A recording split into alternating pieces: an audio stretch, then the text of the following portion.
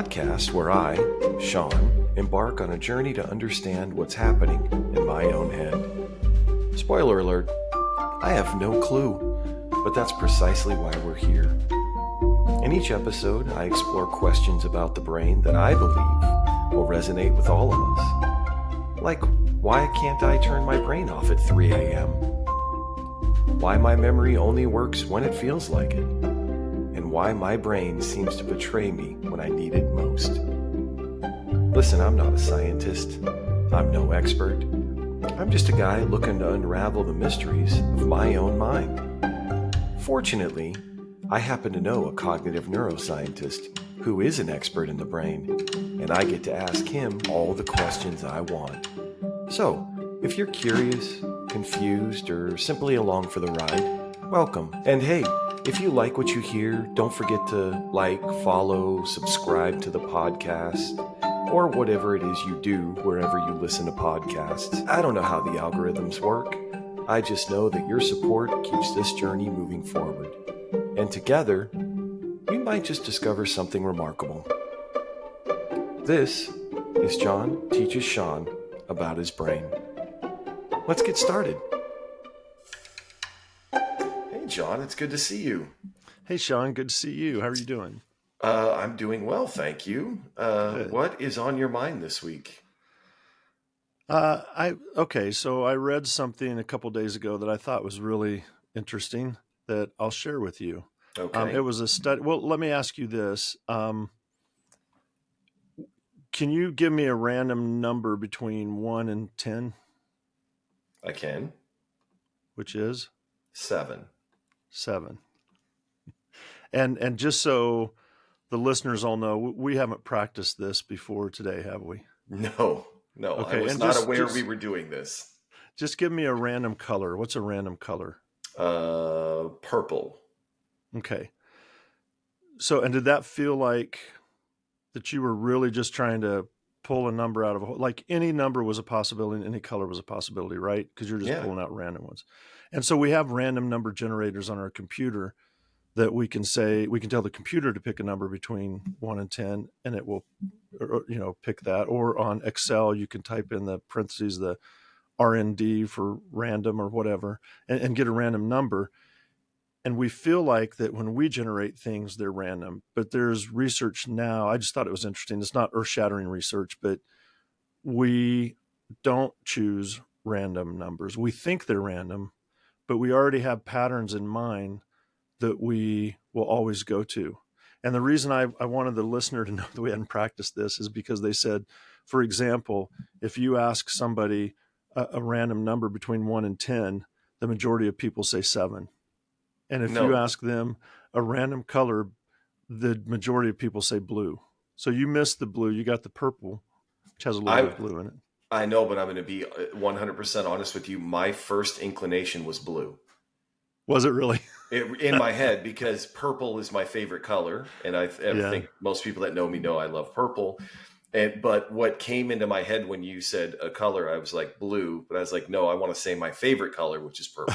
That wasn't the question, but I'm glad you said purple because it would have sounded set up, like too set up, because those are the 2 most common answers. And then they would give grids of boxes, like a 3x3 grid. So you have 9 boxes and they would say, randomly choose a box out of here.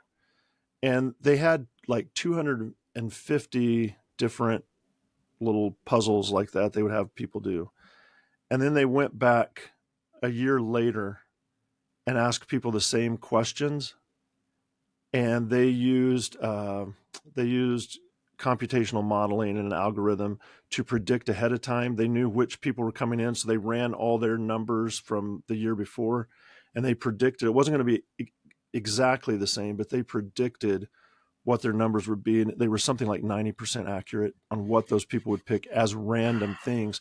And their random answers were almost exactly the same for all the questions. Like if you said a random number was 6, you were 90% likely to say 6 again a year later, which isn't very random. Yeah.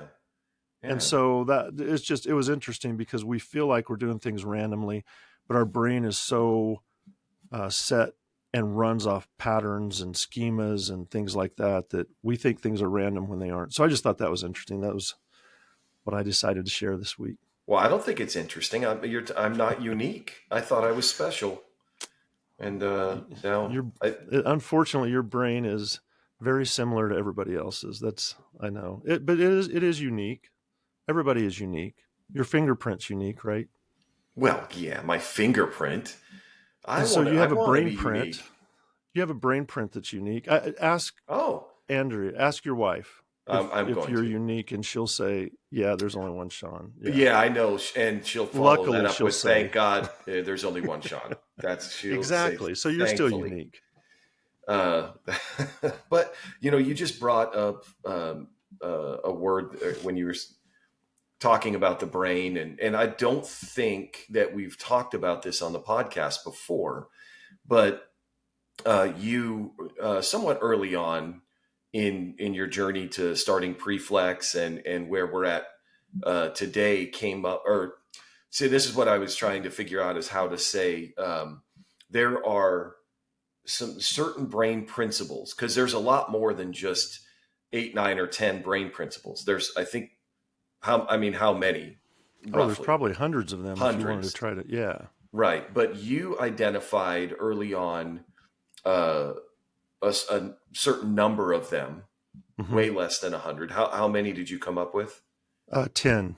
10 brain principles that were important for the training, the type of work that you do, were 10 principles. Yes. And I think that I think we've covered 3. I just don't think that I've explicitly laid this out for the listener, that there are 10 brain principles that we intend throughout the course of this podcast to cover. And we have done schemas. I mean, we've done 3 episodes on schemas. But the brain relies on schemas is one of the principles. And then also we did cover, I think that we've covered it enough, the brain principle that the brain is highly suggestible.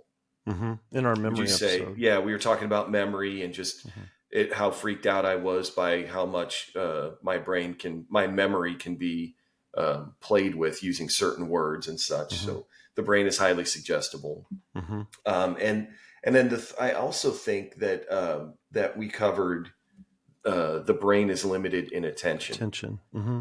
Yeah, so we've covered those 3 out of the 10. Yeah, and I might just add to that to say that when I was trying to develop Preflex, which is a way to change behaviors in the back channel, the non-conscious brain, Mm-hmm. developing a training to do that is difficult, because it's how the back channel works is so different than how our on channel or conscious awareness works, and how learning and memory normally typically work. So I just was thinking, what are some of the core concepts that we know about the brain that I can use when I'm developing this training? So it's not like I came up with these concepts myself. I just know that there's a ton of research around schemas. I know what schemas are. I know that they help us quickly understand a situation and make sense of what's going on around us. And so when I was designing training for police officers, which is how it started, even though now it's for construction and manufacturing and mining and all of those, then driving. And when I first started, it was focused in on police officers, and I was thinking, if to make training better, if the brain relies on schemas, which was going to be one of my principles, then knowing that allows us to design the training that will create or build schemas for the brain to rely on, like appropriate schemas. And so I was thinking about, we need to know that the brain is limited in attention. We need to know about schemas. We need to know about patterns. We need to know about attention. All of these different things were important to put into the training. So I just kind of arranged them in a way to make a statement around each one, to say the brain is highly suggestible. The brain is limited in attention. The brain relies on schemas. And just to keep those in mind as I was developing it. But then each of those are really interesting to talk about in and of themselves as well, outside of the training. Right. Well, it's funny you say that, because I want to talk about one of them. Okay.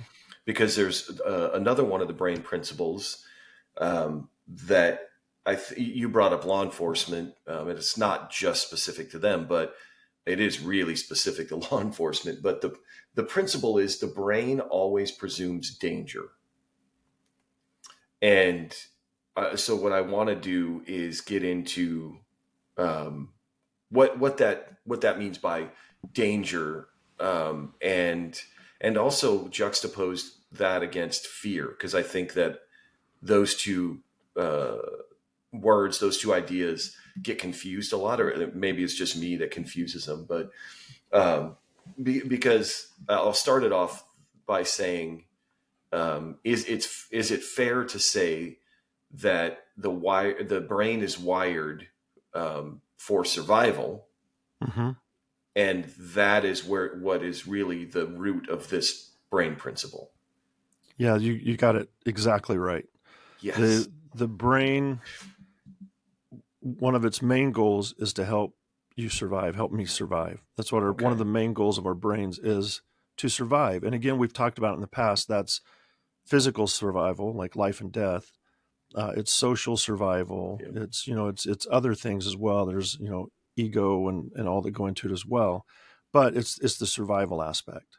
So when you say the brain always presumes danger, that means it's safer to presume the worst in a situation where something bad could happen. Right. And so I'll give you an example I use often. It's that if you're walking through a yard, like you're at a friend's house at a cookout, and you're walking through the yard and you're just talking about something, and maybe you've never been in this yard before. So there's no memories, there's no context for it. They just moved into a new house and they invited you over and they're showing you around. And let's say it's next to a wooded area. And so as you're walking through there and talking without looking for it, just something catches your eye, the corner of your eye, and it's winding, something green winding through the grass. And before you can even think or try to process what it is, you jump back. And that's like out of fear. And your brain kind of like yells at you like snake, and you jump back. And your back channel brain presumed danger. There's something windy coming through the grass. That could be dangerous. Let's sound the alarm bells, because we don't want to get bit by a snake. And then let's say you look at it and you go, oh, that's a garden hose. And then you laugh it off, and all the adrenaline that just got shot through your blood system from that jolt of fear kind of washes out. Eventually you start breathing, deeper, and go, whew, that was close. And then you can laugh about it or whatever. But think about the reverse of that. If that were a snake, and maybe a poisonous snake, and your back channel presumed it wasn't dangerous, said, oh, that's Right. a garden hose. Oh, that's probably a hose. We'll be fine. Yeah. Then but there's no survival value to that. Right. Or if your brain thinks, oh, that's a radiator hose instead of a garden hose or whatever, that's not going to help you with survival. So always presuming danger when you're unsure can help you survive. And then the last little part of that I'll add is the context part. Because once you've seen that, once you've known that there's a garden hose there, you're probably not going to fall for that again. I mean, maybe you do one more time, but probably not. Or if it's a yard that you've been to a lot and there's garden hoses around, that sets the context, and your brain already has those patterns and that understanding. So it's less likely to presume danger in a situation you're very familiar with. Right. Right. So if you take that to policing, that's where I was going. It's okay. Then take it there and explain it to me. Well, two things. You saying that just reminded me, and I don't want to make it sound like it happens often, but on a rare occasion in my own bedroom at like 3:00 in the morning, it has happened once or twice to me that, I kind of wake up and open my eyes and there's a figure standing in my bedroom. And then, I blink or I take a second and it's actually a robe that's hanging off of a dresser, but I think that the shape is close enough and it's just light enough, but still dark, that my brain is like, danger, there's a person in here. That is a great example. That has happened to me for real. And again, it doesn't happen all the time, but I can remember that happening to me. But again, so going back to, it's really hard for me because there's so much that goes into an event, just one police call, Mm-hmm. that, I don't want to bog this down. We talked about priming already, but what the information that a police officer might be receiving prior to arriving on the call, Mm-hmm. priming the brain, right? Especially if just imagine that they're saying man with a gun, red sweatshirt, blue jeans, gun. So your back channel is picking up gun over and over and over again. But then when we get there and maybe the adrenaline is already flowing a little bit, and so my water level is rising, and now I get out, and again, if I'm close to underwater or just really now I see a guy in a red sweatshirt with blue jeans, and he reaches into his sweatshirt, Mm-hmm. not even in what they would call a furtive way, but in like in a way that looks like he's drawing a gun. He just puts his hand in his pocket. Mm-hmm. You're saying in that situation, minus maybe the priming and the water level, everything else, I'm already wired to presume that is danger. Yeah, because contextually it's set up for danger. Like you said, you've heard the calls of a man with a gun in a red sweatshirt.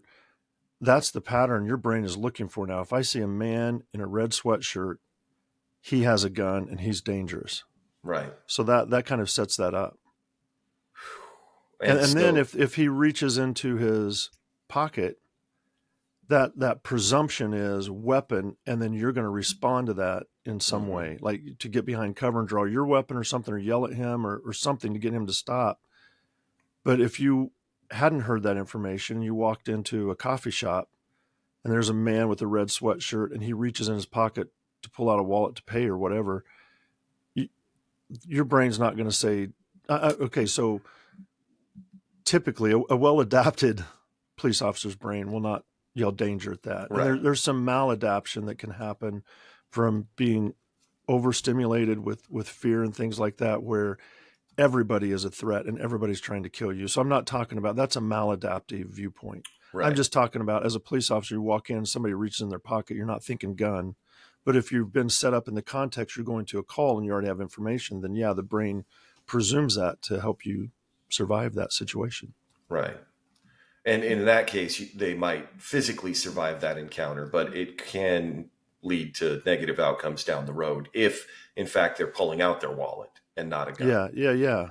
Absolutely. I mean, imagine, we don't have to go very far in that to imagine, because we hear actual stories of people reaching for their wallets and getting shot because of that. The brain presumes danger. And for me, I'm glad my brain presumes danger first, because that's helpful to me. Right. But for a police officer, where you have gun, you have weapons and things, it can lead to mistake of facts that can then change, other people's lives and the police officers' lives. And yeah, it can be bad. I love how you do this, though, because this is yet another example of you pointing out the benefit of how our brain works. Yeah. I tend to keep going to like the negative aspects of it. I don't think I'm a negative person, but boy, I keep kind of going, well, all of these bad things about these principles, but you keep bringing me back to, this is actually a good thing for us. Yeah. And it's not that you're a negative person. It's when things are working as they should, we never think about them. It's just when something goes wrong, you go, whoa, that just went wrong. And so now our examples of fear is when, like a mistake of fact shooting or something, like that's bad. We don't want to do that. So then we don't, 99% of the time, the system's working as it should and everything's great. And we don't stop to consider that. So it's not you, it's everybody. It's even me. I have to always remind myself as well. Yeah. And so, okay, so we've used these two words now a bunch of times. The brain principle is that, that the brain presumes danger, but now we're talking about fear. And I need some help here for me. Okay. Can you differentiate between those two things for me? Yeah, they're tied together, but they are different. So danger is your perception of an event. So you can perceive something as dangerous, whether it is or not. You can think it's dangerous. You can perceive it as that. And so that's your perception, and or you might perceive it as not dangerous when it is, but you can, that's your perception. But fear is an emotion. So it's an emotional response. So when your brain, so in general, when your brain and body are doing the things that they need to do to run efficiently throughout the day and help you survive and all of that, the processes that they do, your on channel is monitoring those processes as they kind of come into the brain, and then your on channel assigns labels to those feelings that are generated from the process. So maybe an easy way to do it is, if you think about, you're out camping and you see a bear, like Okay. what happens? It's, you see the bear and then it scares you, you realize the danger. And so then you get afraid and you feel fear and you run away. That's the kind of the anecdotal response. Like, I saw that bear and then I got scared and ran away. But what's actually happening is when you get scared first and then you label that as fear and then you run away. So it's the opposite, because your back channel operates quicker than your on channel. Just like the hose and the, winding through the grass, your back channel picks that up quicker. So to make it a little bit more concrete, all the signals leaving your eye, about 80 to 90% of those, 85, 90% of those go to the system that helps you generate conscious awareness of what you're seeing. It goes to the, eventually to the on channel, to show the on channel what you're seeing. It creates an image for the on channel to view. So almost all of your visual signals go to help your on channel understand the fine details of what's happening. But 10 to 15% of those, of the signals leaving your eye, go to your back channel. And that is the system that's responsible for that really quick assessment, just to let you know right away, because it takes time, like a third of a second, for you to fully process visual information. And that can be a long time for you to process it and think, is that a snake or is that not? And then you're bit and it's like, oh, I wish that would have happened faster. Or a ball's flying at your head and you have to see it and understand what's happening before you duck, and then you get bonked in the head. It's like, man, I wish I could have just ducked first. And that's what the back channel does. It helps you duck first, or it helps you jump out of the way first, while the other system is piecing everything together. So when you see a bear, it's that what your body is doing, like that rush of adrenaline and that the muscles tightening to jump, your on channel is now getting those signals going, oh, I must be afraid right now.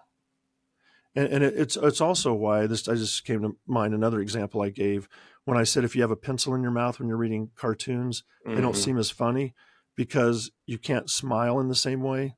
So Right. your on channel, if you're smiling really big, your on channel interprets that as, oh, this is funny. It labels that emotion as humor or funny or whatever.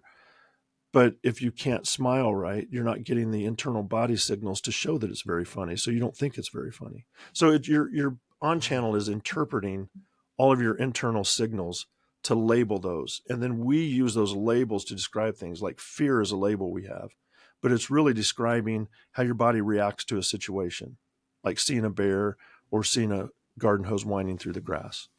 So Hope let that me. it wasn't too confusing. No, it's not. But I'm in danger of oversimplifying. So stop me if I start going too simple. But you're saying that of all the information that hits our eyeballs and travels down the optic nerve, 90% of it goes to the visual cortex. Mm-hmm. Is that to give us a Yep. representation of the To world that we're create seeing right now?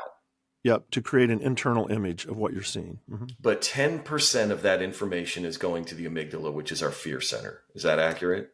Yeah, or I mean, those areas in the So not just the amygdala. subcortical areas. The amygdala gets a lot of those, but it goes to other places as well. Yeah. And so the information, whatever amount of information, and that information doesn't go to the visual cortex. I mean, it's going to the areas that, because we talked about this before about what the amygdala does, is what I'm trying to get down to is, so there's information about 8, 9, 10% of information that goes to our fear center.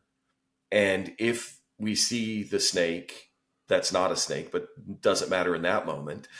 The amygdala and all of those systems, the parasympathetic system, did you? The sympathetic system. Dang it. Yeah. The sympathetic system of the autonomic system. Yeah. Revving up, but that starts revving up our fight, flight, freeze response, meaning we get hormones starting to flow, and that all starts before or at the same time that information is hitting the visual cortex. Before it hits the visual before cortex. It even hits it.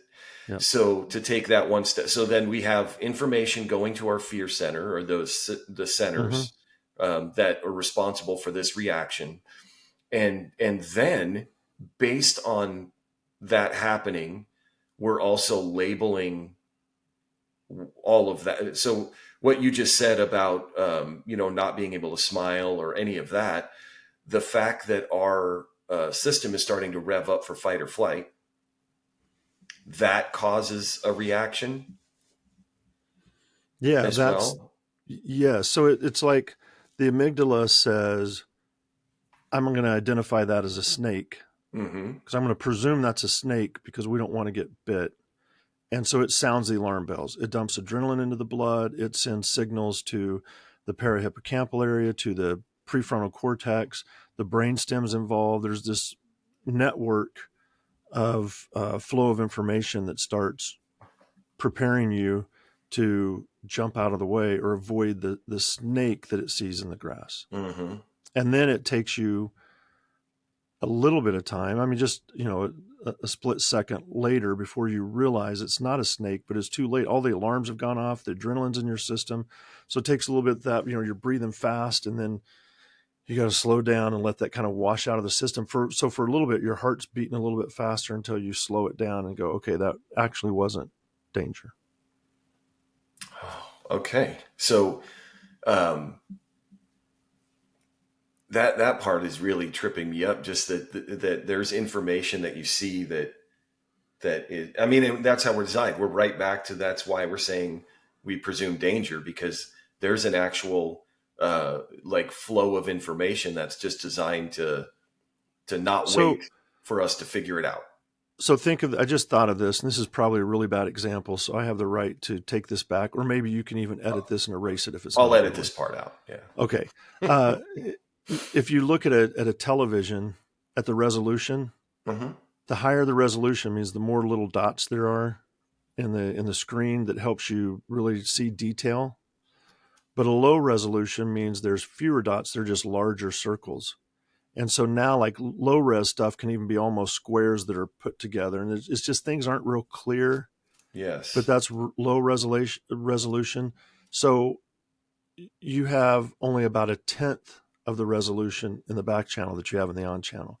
The reason it takes the on channel longer to process and build this image that's really clear that we can focus on and see and understand is because it has so much to do to build that. It's working with so many things that the back channel needs a really quick assessment. So it doesn't need, if it tried to find all the details, if your back channel said, well, just give me all of the visual information and then I'll process it and see, then it's just doing what the on channel is doing and you're slow again.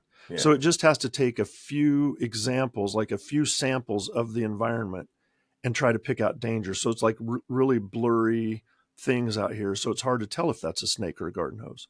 So it just presumes snake because that promotes survival. Right. And in the case of the bear, it was right. And we run away and survive another day.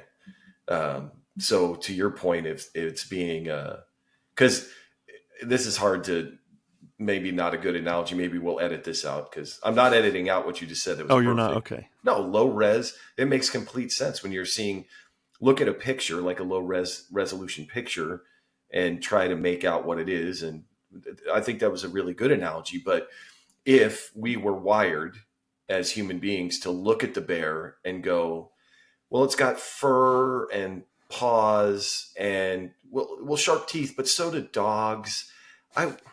It's probably nice. I don't think it's going to attack me. Right. If that is the way we approach this, then we as a species probably wouldn't be here. Still, yeah, probably wouldn't be here.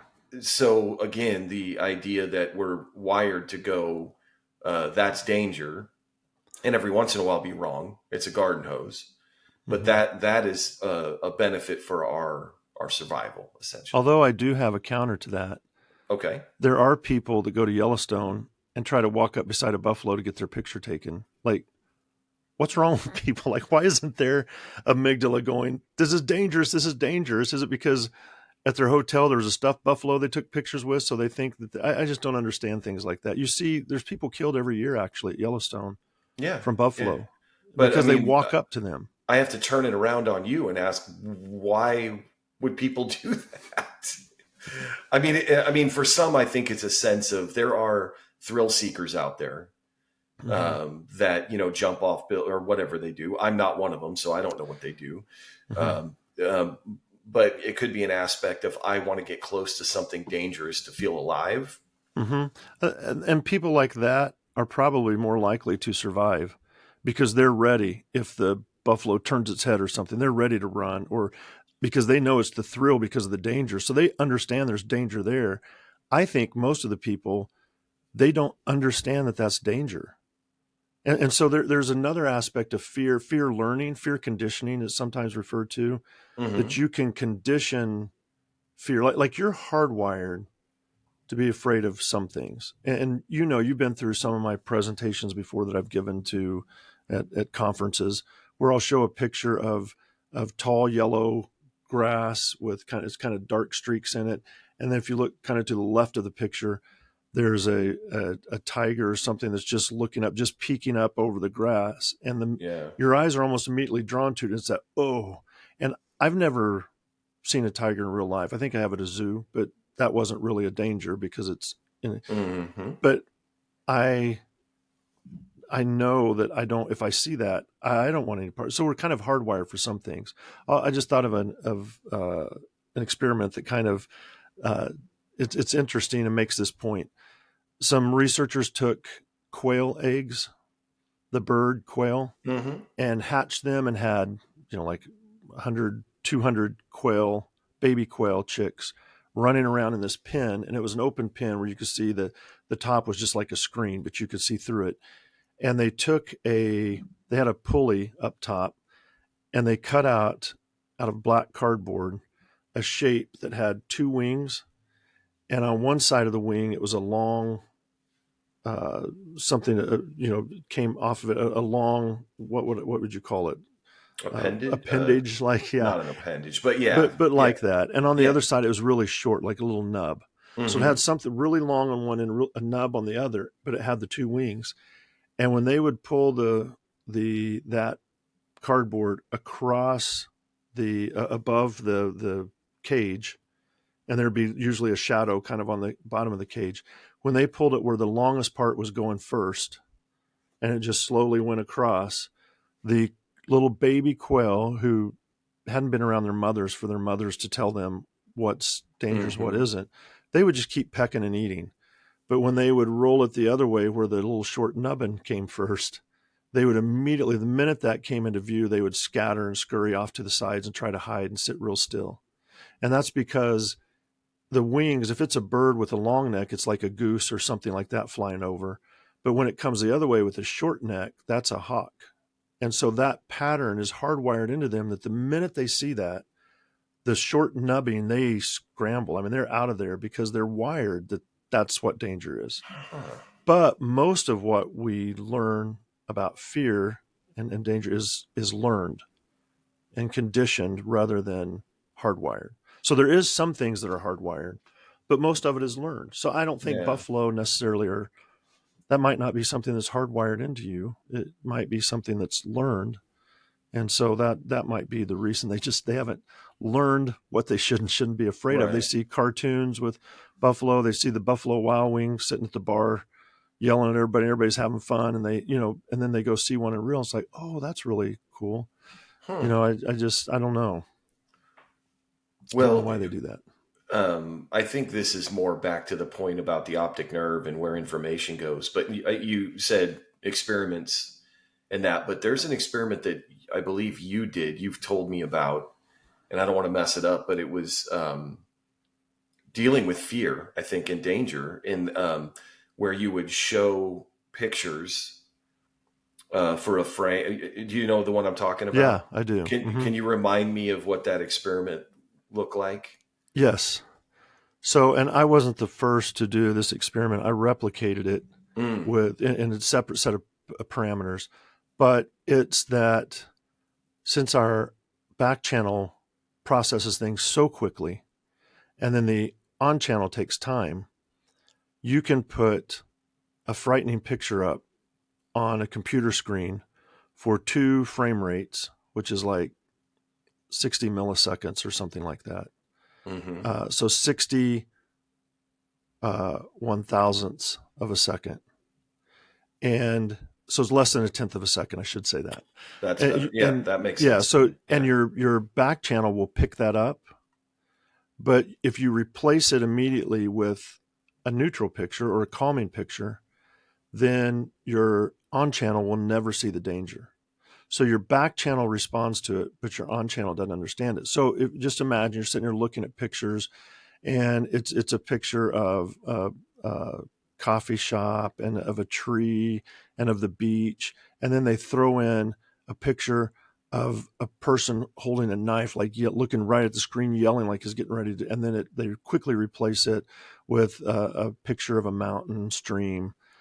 Then if they measure heart rate, people's heart rate will go up once they see that flash of that picture, of the dangerous picture.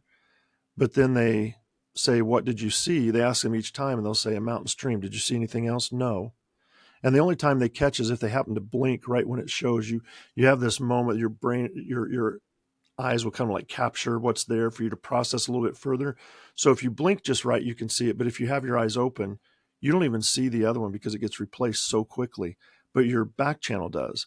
And so if you string several of these together in a row of the danger pictures in between neutral pictures, the participant will start going, you know what, can I take a break? I don't know, I'm just kind of uncomfortable. I think this chair is uncomfortable. I'm tired of sitting. I just need to stand up and move and walk around, because it's like their back channel's going, there's a lot of dangerous stuff going on here, and their on Mm. channel doesn't understand it. So it can't make the connection, but it just goes, I'm not feeling quite right. It's like that gut feeling that something's not right here. I need to move around. They get uncomfortable But we're back to from the it. story about your glasses, where your back channel was screaming at you, "Don't forget your glasses," Yeah. and your on channel was like, "Oh, remember that funny story about the glasses?" Yeah, that's So right. here, it's like the back channel is screaming at you, "We're in danger," and I mean that's where fear. Then you become afraid. Yeah, and so then this is a good point, a good time to mention that there's explicit fear and implicit fear, and different brain regions process those things differently. So when it's an explicit fear, it's something you see, and you have more visual information that's adding to it. You have focus and attention is taken and added to that. Context gets added into it, and those parts of the brains are active too. Of your brain are active too, because they're putting this fear that something you're seeing into context and saying that's what I'm afraid of. And then you start tracking it with your eyes, and you become very intent on that whatever you see as danger that you're afraid of at the moment. But the internal signal doesn't activate the visual and the attention and things, because there's nothing to pick up and follow. It's that when you have, like, if you're walking to your car and all of a sudden the hair on the back of your neck stands up and you don't know why, it's like you Hmm so it's more like an alarm. Like the fear, explicit fear, is when you see the danger and you can track it and you know what it is. Okay. Implicit fear, did I say explicit fear? Yeah. Explicit's what you see. Yeah. What you see. Implicit Yeah. fear is more like an alarm, like something's wrong and I don't know what's going on. And that's what the participants in the research study were having, that implicit fear. That alarm was being sounded and there was nothing to tie it to. But I think it's really important for people to know that your gut feeling is something that's really important to pay attention to, Have because it's you? real. Yeah. Oh, it's real. I was going to ask you, have you ever read, there's a book by Gavin De Becker called The Gift of Fear. Hmm. See the Um, positive side. He sees it as a positive too. Yeah. yeah, well, I mean, it is. It's a really good book. Mhm. I had my wife read it. I had my daughter read it. I think, and I have not obviously read it, but I'll look I that read up. it, Yeah. but he's just talking about, he's not using the same terminology that we are. But if he was, he would say your back channel is sending you messages. Hmm. And he goes, really, the book is about all of the ways the on channel uh, um, makes excuses for it. I lost the right phrase for it, but basically just goes, your back channel is screaming something at you, and your on channel is like, oh no, that would be rude to do this to this person, or whatever the Hmm. reasons are. And if you had to distill his book, and I don't want to distill his book down to oversimplify it, but it's all of the ways that you should listen to your back channel. That sounds like a great book people should read, because It I think is. people think, oh, it's that gut feeling is probably wrong, because you don't always know why you're getting it.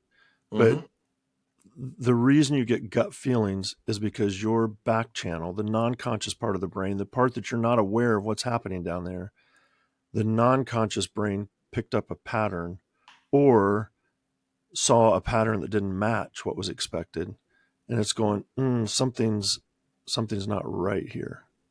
And that's how also how fear conditioning can work, because you can tie two things in together where one may not be a threat, but it gets paired with the threat, and now that non-threat becomes a threat. And so that's where phobias can develop and things like that out of that. Well, can you give me an example of that? Yeah. So let's say that, okay, I saw a video the other day, a terrifying video, but nothing bad happened. But it was some people out in their yard. It was winter. It was cold, and they were all bundled up. And they had a little toddler, looked to be like 2 years old, that literally was just toddling with this huge coat on and big hat and stuff and gloves, and just kind of toddling over. And it was next to a wooded area, Mm-hmm. and nobody's really paying attention to the toddler, but somebody had their phone out, was videoing, looking around, and a coyote all of a sudden darted from the woods and ran up and grabbed the kid by the coat, just like chomped down the coat, and started running away with the kid, who was kicking and screaming. And the adults, took them a second to see it and realize what was happening, and they took off yelling and running after it. And the coyote, the child was kind of heavy, and it was kind of dragging and running, and they were starting to catch up, so it just dropped the child and ran on. So if you see something like that, that can bring fear, like fear of coyotes, if you've never been around coyotes before. Right. But if you have been around coyotes, you know that blackbirds usually are paired up with them, like a crow or a raven, and they travel together. If you ever see blackbirds kind of flying from tree to tree, probably Wile E. Coyote is probably trotting along down on the ground somewhere in there, because they have a mutually beneficial relationship. If all of a sudden something scares the crows away and they just fly off, that alerts the coyote that there could be danger around. But when the coyote finds its food, blackbirds a lot of times can't penetrate like thick skin if something animal's died. So the coyote will tear it open with its teeth, and then the blackbirds will come in and peck at the carrion, and eat that way. So they follow coyotes because coyotes are scavengers. Mm-hmm. So now let's say you're at this picnic and you see these blackbirds, and then all of a sudden a coyote runs out and grabs your kid. There's a really good chance that the blackbirds get conditioned with the coyote, as well as being near the woods, as well as it's evening. So now you're someplace totally different, and it's evenings and there's some woods nearby, and all of a sudden you're getting this feeling like, I don't like this. I need to get my kid and get away. And you don't know why. It's because the time of day, the place, the access from the woods, something could dart out and back.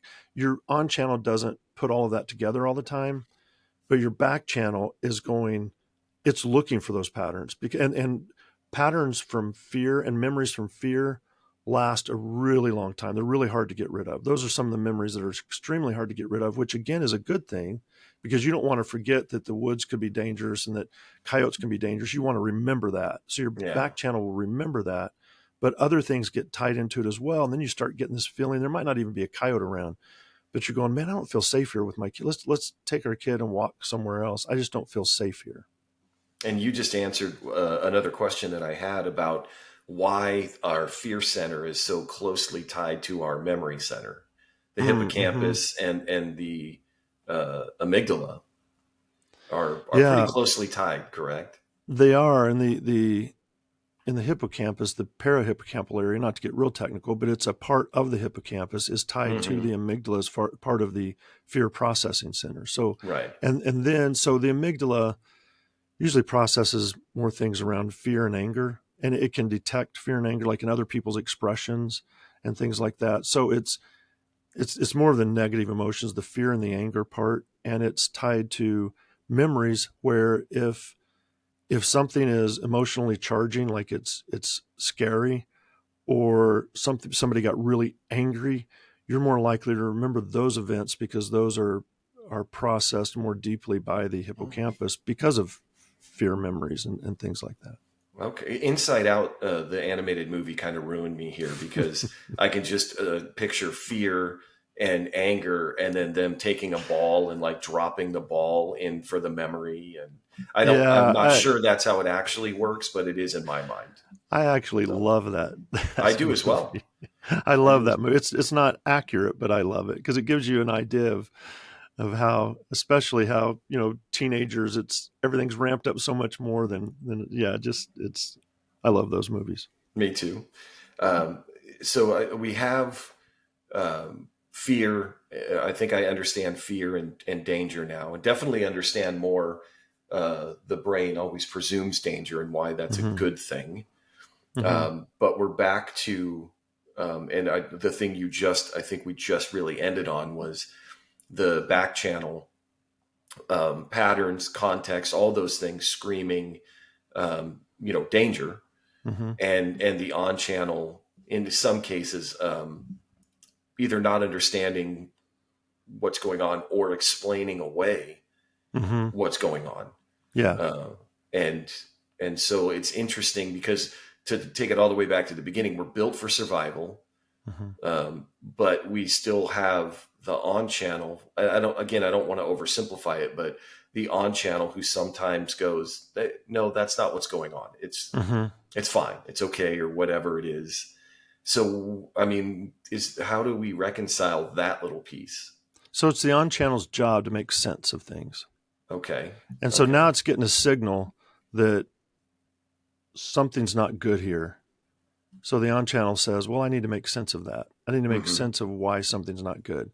So then you're left kind of looking around going, maybe it's something I had for lunch that's not sitting well in my stomach. Or maybe I just had an argument with my wife about our kid. Maybe it's just that I'm overly worried right now. And you come up with stories to try to explain away why you have this gut feeling, when it would be better if you would just say, okay, I have this feeling that something's wrong, so I'm going to listen to that. I'm going to move out of this area. And if I can figure it out later, good. If I can't, that's okay, because my brain's doing what it's supposed to do. If you start tuning into your back channel a little bit more like that, in a sense, that's almost like a reward. Like, okay, I hear you, and I'm going to let you, you're urging me to move and to take my kid. I'm going to do that. That's a reward that your back channel will then be more likely to push things. You start becoming more in tune with your back channel and the signals it's sending you.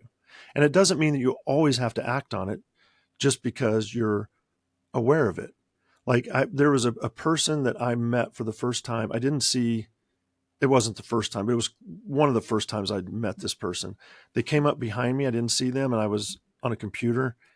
And all of a sudden, I just got this feeling that came over me like, oh, something bad is here. And I turned around and looked, and they were kind of standing there. They smiled at me, and I said, oh, hey. And they said, hey. And it was just something about that. I was like, I don't like this person.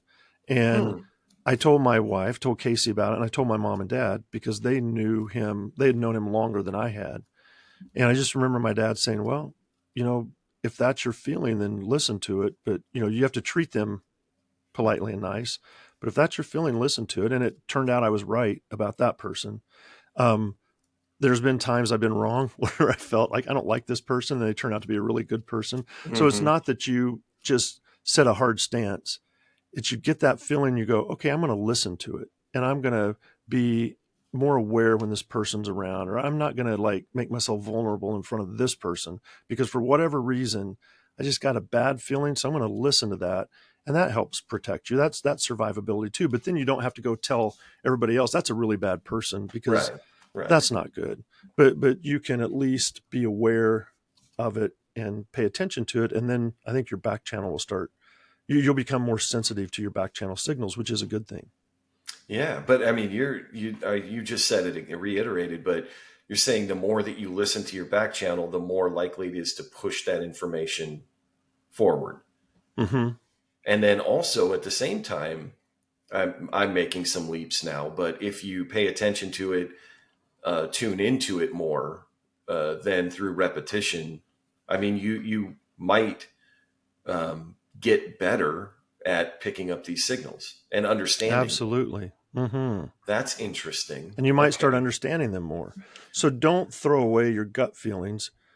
Be aware of them, embrace them, but you don't have to consciously act on everyone. If it's feeling like it's in a dangerous situation, I should leave, then definitely leave. But I'm talking about when other people are involved. You can be careful how you play it out, but you should definitely listen to your back channel. Yeah, I mean, there are times where you meet somebody or see somebody for the first time, and you just have a feeling of like, I just have this feeling about them, whatever that feeling is. And again, listen to it. Maybe don't jump on social media and say that they're a horrible person or whatever. But right. What we're saying is at least be attuned to it, listen to it, and I think really what I'm drilling down on is, based on what I'm learning from you in just 10 or so short episodes, is that there's probably a reason, even though you may never know what it is, your back channel, with the amount of information it can process, with how it's designed to pick up patterns, all of these things, there's probably a pretty good reason that your back channel is pushing that message forward. Yep. So that's safe exactly. to say. I mean, that's safe to, yeah, definitely. There's some good reason for it. That's a good message to get out. You're right. So fear, as I mentioned, is an emotion, and it's an adaptive emotion because it helps us survive. Yeah. And then it becomes maladaptive when it overreacts. Like when the response is much bigger than the threat there, then that can be maladaptive, because then people are judging you for different things, and it can generalize across things. So it might be, and I don't know why I picked out the coyote and the blackbird example. I know I'm going to think of like 12 different better examples as soon as this podcast ends, but it would be like saying, now I have kind of a conditioned fear for blackbirds. And now that, and maybe there's a reason for that. Like this story didn't give you a good reason, but let's say that was a good reason, because a coyote's probably nearby. Right. So now that's a good reason to be afraid of blackbirds you're seeing flying from tree to tree. But then if it crosses over and now all of a sudden you're scared of bluebirds and redbirds, and then that's maladaptive. That's a maladaptive fear, because you don't have a reason to be afraid of those. Or if it's kind of like if it promotes like your excessive avoidance, like I'm never going to go near the country now ever again, I've got to avoid all of that completely, then that can be maladaptive. So it's an adaptive emotion, but it can become maladaptive. So you have to be careful about that part. I want to say two things. I want to say one thing and then ask a question. But what I want to say is, the coyote and the blackbird analogy, if nothing else, I learned something. I have never heard that before. Oh, you haven't? No, I didn't know that those two travel together and had a symbiotic relationship of sorts. That was new to me. So I'm really glad you picked that. But what I wanted to ask is, or kind of piggyback on what you just said, is the same thing. I'm out in the wilderness. It's getting dark. There's a blackbird above. A coyote runs out, grabs my toddler, and starts pulling him off. Horrific situation. We saved the child. Mm-hmm. Now I'm back at home, let's say in the city, and a crow lands on the railing of my deck. and I run down the hall into the bedroom and lock the door. Yeah. That was a much better example because that's showing the maladaptive side. You're right. That's a really good example of the maladaptive side. Oh, I was asking the question because I wasn't sure if that No, is that was because a better example than I gave. Yeah, I I like that. definitely, if that is describing someone listening, not making fun of anyone, No. but I'm trying to understand how you would take a real fear. Mm-hmm. Like I can't even imagine having, it would be my grandchild right now and a coyote dragging her away. Like I can't imagine that. I can't even wrap my head around what that would be like. And the amount of fear and everything that happens, right? Yeah. That's horrible. Yeah. But then to take a piece of that, just one little piece of that whole situation and then fix on that being the blackbird, which was just up in a tree, and then take in a completely different context and allow that one thing in a different, my granddaughter isn't even here. It's not nighttime. We're not near the woods, but I see a black bird, and it causes me to not be able to function, and that would be a maladaptive. Absolutely, yeah, and that can happen so easily. And when I said earlier, this is where phobias can come from. That's an example of how you develop phobias. It's like, man, I just now I'm afraid of blackbirds, and then even when they're like you said, you're in the city. At home, there's no coyotes around there. Probably not. So, but you're still terrified of that. It's like, the amygdala. There's so much that could be talked about the amygdala and fear processing and all of that, and how it was discovered. There's some really interesting stories about how researchers discovered the amygdala as one of the kind of the fear center in the brain, but my wife and I always joke about one of our kids has an overactive amygdala. We always say it's like, oh, their amygdala is overactive. And for example, they were in junior high. I won't name names. They were in junior high at a friend's house, and there were boys and girls there, and they were all sitting on a couch, and it was around Halloween, and they were watching a scary movie. Which brings up another point, like, why do we seek fear? And like, what's the, I was those just types of things ask are fascinating. That. Yes. But they were watching the scary movie, and the kids' house that they were at, the mother put on a Halloween mask and crawled up behind them and just kind of peeked up over the couch in between them.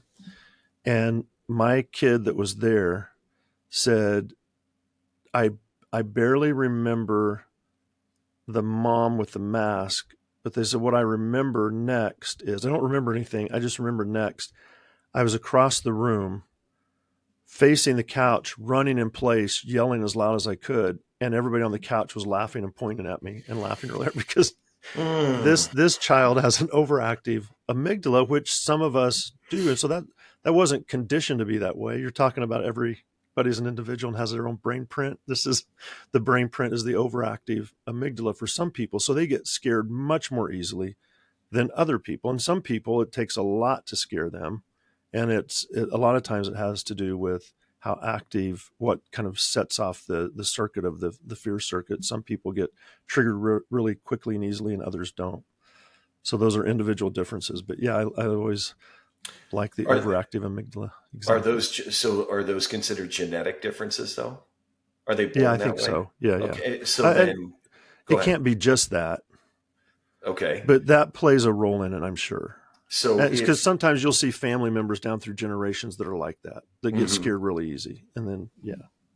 But so we have on one side, I believe, a genetic, just the way you're born. Some people are born because, not to go down too far down this road, but I believe in rare instances, there are people born without fear, no fear. Like, I mean, like could literally walk off a cliff if not monitored because they just don't have the fear that says I'm afraid of dying or I'm afraid of falling. But so there, I think, I believe genetic variations. But then my question is can that be, if you're facing fear a lot, going back to law enforcement, if you're in those situations a lot, can it just get not watered down, but I mean, can it just kind of go, I've been in Yeah, all these situations and I'm not really afraid of two. It takes a absolutely. lot. Especially when they've always, for the most part, worked out in the sense that nobody's been seriously injured or hurt. Like there's been some threats, but they've always worked out. Then yeah, it becomes, sometimes people call that complacency, but Mm. it's really just your experiences start building up. The schemas are, this is going to turn out okay because it always does type of thing. So it's not that you're not aware of danger or fear. It's just you have a history and you have experiences knowing how this is probably going to play out and it's going to be Oh, okay type thing. I see. And Okay. and I also want to say that it can be learned. It's not just genetic. Like if you have a child and every time they see a bug or something and lean down to touch it and you scream bloody murder and they like jump back like that, or they reach for a little plastic alligator toy or something, you scream and they jump back. That's conditioning fear. Now they're going to be afraid of everything. I mean, they're going to grow Oh. up just terrified of almost everything in life. So Hmm. that's not genetic. That's learned. That's the nurture. That's learned. Yeah. And Yeah. that's conditioned. You're conditioning them to be afraid of a lot of things. Hmm. And I don't know, based on this conversation, that we necessarily need to do that because it seems like we're kind of born with it, Yeah, wired for absolutely. it. And, okay, going down a little bit of a rabbit hole, but my pet peeve, it really bugs me when people say, I want to teach my kids what to be afraid of. I want to teach them, like when they're learning to walk, I push them over so that they know that they can fall and get back up. Like, why are you Oh, doing that? Or I go over to the Christmas tree and I touch their finger to the bulb to burn them a little bit to know that it's hot and they shouldn't touch it. I'm going, that is wait, so there's people cruel. that do this? Oh, yeah. Oh, yeah. Maybe just in Kansas, but This is kind of new territory for this me might not here. be a West Coast Uh, practice, but no, and okay. they're saying, I'm just teaching them. I'm going, you know what? They can learn by watching. Why don't you touch the bulb and scream really loud and jump and then cry and let them watch you do it?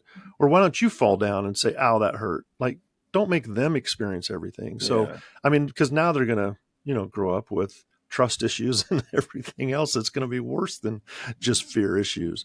So let absolutely. kids figure things out on their, you don't have to teach them what to be afraid of. They'll learn by watching. Yeah.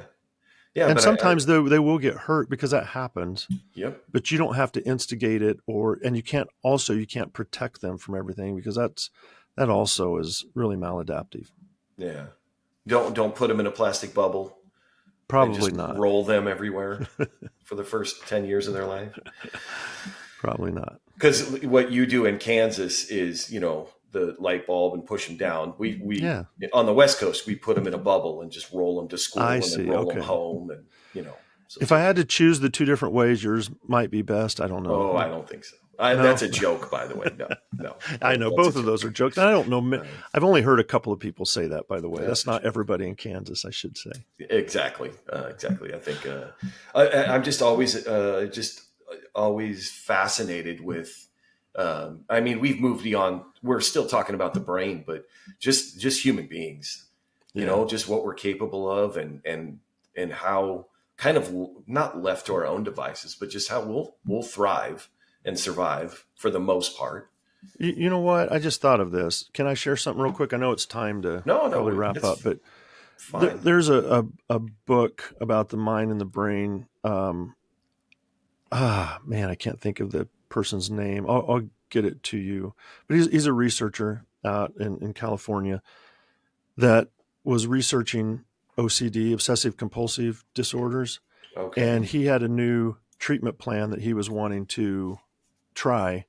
And so he brought in participants and said, I'm going to take a brain scan, fMRI, of your brain, before you start this training. Then I'm going to have you go through several weeks of training that's geared towards helping you with your OCD. And then we're going to take another picture of the brain to see if there's been changes, if this training is effective or not, as far as functionally and structurally in the brain. And so, not as part of that, it wasn't part of the protocol for the training, but he found that the participants were really interested about a picture of their brain. So he just for each participant just showed them the brain areas that were active, that were responsible for OCD, and kind of which brain areas are overly active and what they were going to work on. And he said, to his surprise, he said, I never would have guessed this, but a lot of the participants, most of the participants, said that they felt more control over their OCD just by learning about it in the brain. Because he said the most common thing was, you mean that is what's giving me OCD? It's not me, it's that piece of my brain, which, I mean, your brain is you, but it was like a detachment to go, oh, there's just some wiring in here that's over firing or whatever, and that's what's causing it. Well, then that's not so bad. I can work on that. And they felt so much better just knowing it's not me that has a problem. It's my brain that's not doing things exactly like it should. And then I can, go through your therapy and training and whatever to make it better. But he said from that moment on, he started realizing the power of just learning how the brain works can help people. So, people are going through different things and they think, I'm so weird, or this is a me problem.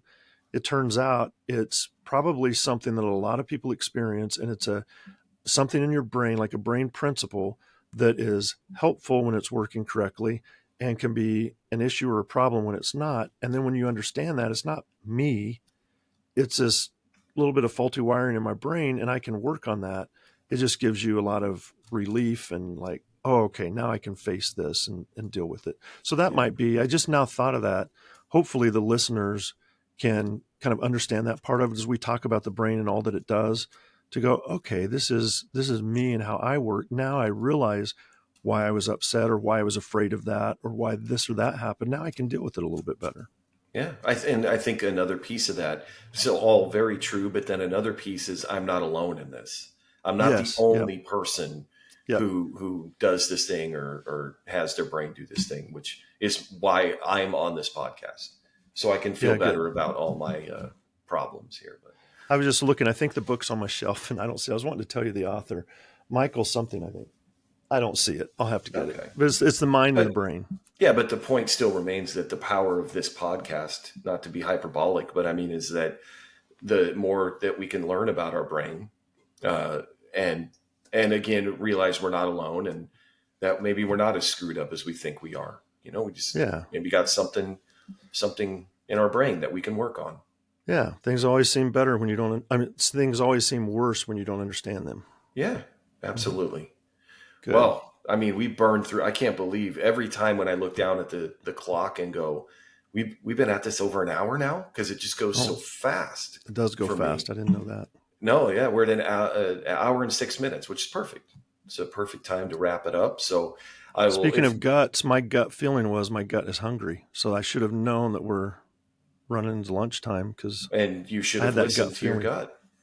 I'm going to listen to my gut. I'm going to go eat something. Listen to your back channel. John, thank you as always. This was another great episode. I learned so much, and I just, I really appreciate you taking the time to teach it to me. Hey, I appreciate you doing this podcast. This is great. Okay. Well, we'll talk soon. Talk later. Okay.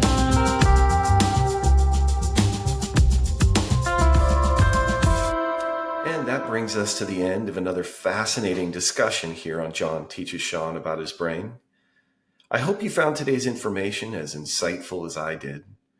If you're intrigued by what you heard today and you want to dive deeper, I encourage you to go back and listen to our previous episodes where John has laid all the groundwork for so many of these concepts. We're always looking to continue this journey of understanding our brains together. So if you have any questions about the topics we've covered, or if there's any brain-related mystery you'd like us to try to unravel, we'd love to hear from you. You can connect with us on our social media channels. All the details are in the show notes below. Let us know your thoughts, share your insights, and hey, maybe your question will be featured in a future episode. If you like this episode, tell a friend, a coworker, a family member. And if you love this episode, tell two. Finally, if you're enjoying John Teaches Sean About His Brain, finding these conversations helpful, please don't forget to like, follow, and subscribe wherever you listen to podcasts. With your help, we can continue on this path and work together to make incredible discoveries about the human brain. Thank you.